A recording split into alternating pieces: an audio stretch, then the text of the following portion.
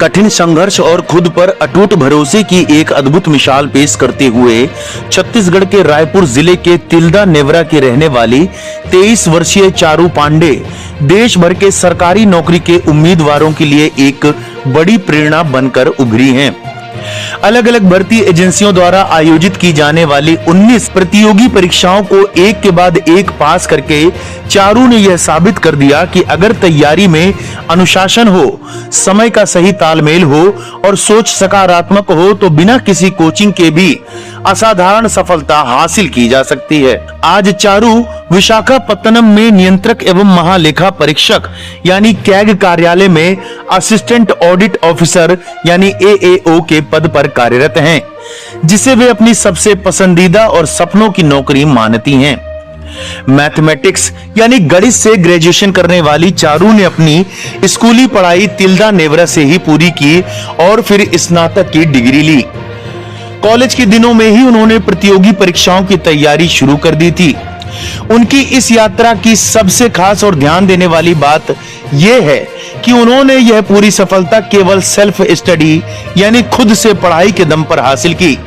इसके लिए वे कभी किसी कोचिंग संस्थान के दरवाजे पर नहीं गईं। इन सालों में उन्होंने कर्मचारी चयन आयोग, बैंकिंग, रेलवे, पुलिस विभाग और विभिन्न राज्यों द्वारा आयोजित कई परीक्षाओं को पास किया। उनकी सफलताओं की सूची में SSC, CGL, CH, SL, MTS, GD और CPO परीक्षाएं भी शामिल हैं। इसके साथ ही उन्होंने बैंकिंग सेक्टर की बड़ी परीक्षाएं जैसे SBI PO, SBI clerk, IBPS PO और IBPS क्लर्क भी क्रैक किया है। उन्होंने रेलवे भर्ती परीक्षाओं और राज्य स्तर की कई अन्य भर्तियों में भी सफलता का परचम लहराया। दिलचस्प बात यह है कि चारू ने कभी भी इतनी बड़ी संख्या में परीक्षाएं देने की कोई प्लानिंग नहीं की थी। एक साथ 19 सरकारी नौकरियां निकालने के राज को खोलते हुए उन्होंने बताया कि जब मैं कोई एक परीक्षा देती थी तो उसका रिजल्ट आने में लंबा समय लग जाता था। नतीजों के इंतजार में खाली बैठने के बजाय मैं दूसरी परीक्षा की तैयारी में जुट जाती थी और उसका एग्जाम देती थी। फिर इसी तरह कोई दूसरा मौका सामने आ जाता था।